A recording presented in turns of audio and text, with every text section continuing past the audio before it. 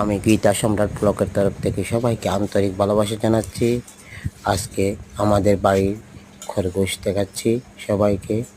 আমাদের পালিত খরগোশ এই তো ঘাস খায় আর চাপড় খায়, ফলও খায়। আপনারা সবাই দেখুন আর সবাইকে দেখিয়া বইন। আপনারা কমেন্ট করুন কী লেখানো হয়েছে। আর শর্টের মাধ্যমে দেখাইলাম, আমি ভিডিওর মাধ্যমে খরগোশের খেলা দেখাইম আপনার।